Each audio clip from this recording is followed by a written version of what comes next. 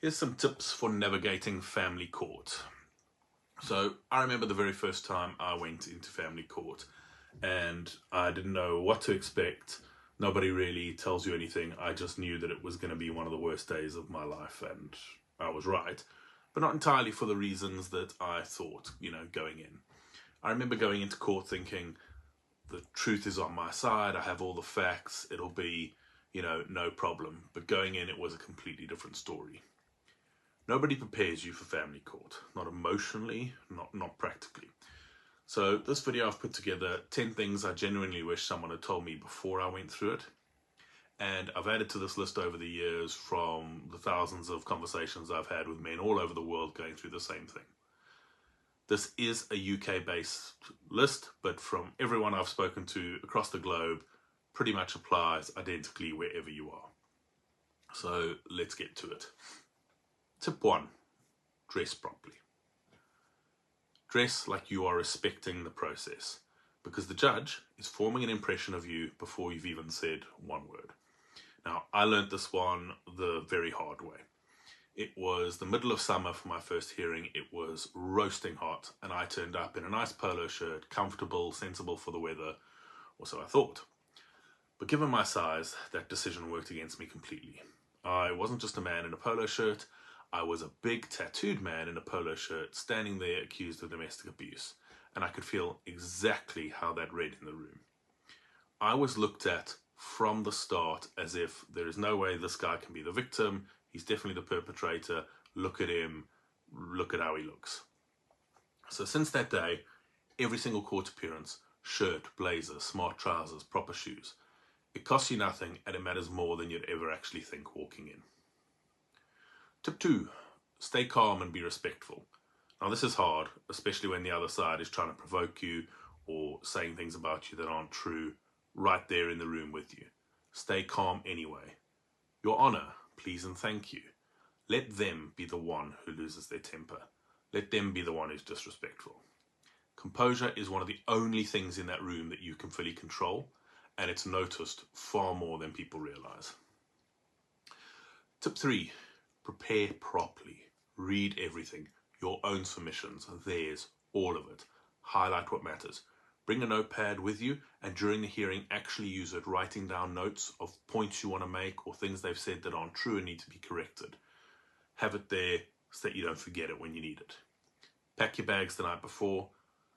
There's nothing worse than leaving a hearing and realizing 20 minutes later in the car that you never said the one main thing you actually wanted to say.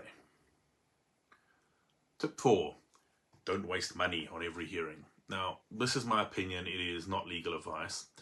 But for a hearing that can be purely procedural, setting up a date for the next one or discussing what forms are needed, you don't need a barrister sitting there with you. Legal costs, when it comes to family court in this process, they add up brutally fast. And for most of us, that money has to be found from somewhere. Save the money that you have for hearings that actually will decide something, like final hearings or anything where real outcomes are on the table. Spend your money where it counts. Tip 5, make it easy for the court. Judges are drowning in paperwork. Nobody's reading your 300-page submission properly, and often the judge walks in barely even knowing what the basics of the hearing they're attending is about. So here's what actually works. Write a clear, short summary letter, or do a simple table. Color things green for what you agree on, or red for what you don't, especially useful for things like child arrangements or visitation or holidays. I had a judge tell me directly, oh, this is really useful, I'll work off this. Do the work of making your case easy to follow, and it gets followed. Tip 6, nothing moves quickly.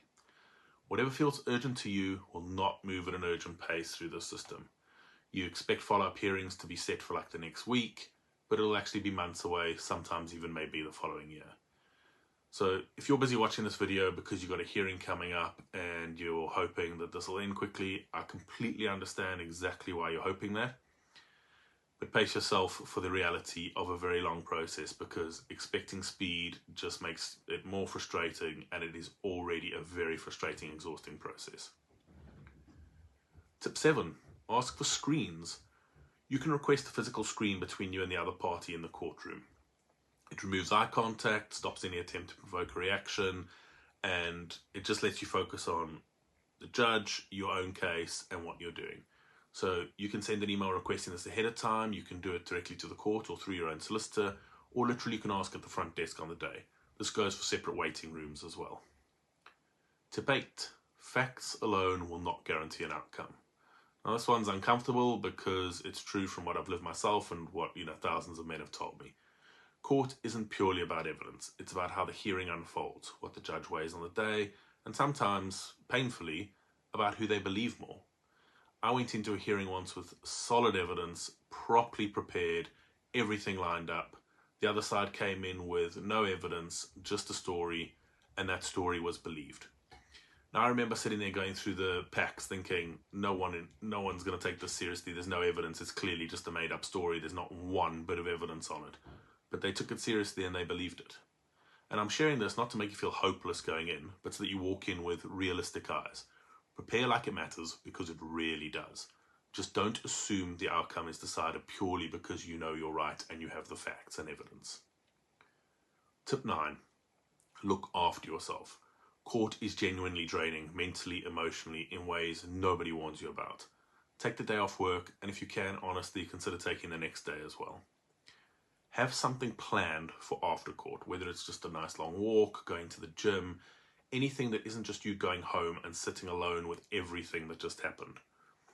Men especially tend to just try and push through, get on with it, and get straight back to their normal life as if nothing just happened, but it did. The cost of that catches up with you, and it is a very real cost. And tip 10, expect the system to be harder on you as a man. Now, this isn't bitterness. It's what I've lived and what I've spoken to men all over the world about for years. If there's an allegation against you, expect it to be seen through the lens of that before actually anything's proven. If you are a man, you will be seen as a perpetrator, and generally a woman is seen as a victim. Now, in the case of, this will be with false allegations, domestic abuse, etc. Knowing this going in doesn't make it fair. It's just completely not fair. But it does mean you're not blindsided when it happens. And that matters more than a lot of people think. So, those are 10 tips. If you've learned one the hard way that I haven't covered here, please put it in the comments. This list just keeps getting better with every person who adds to it with their real experience. And we can really share and help each other with this.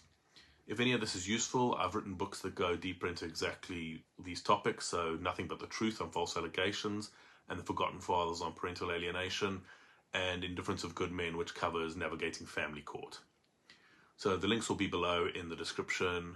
I also run workshops on these items. Please check out my website. Again, link will be in the description. I run workshops every few weeks, and they vary in topics around these things. Please subscribe to this channel because I do put out regular videos on these topics. But the most important thing is just take care of yourselves and good luck.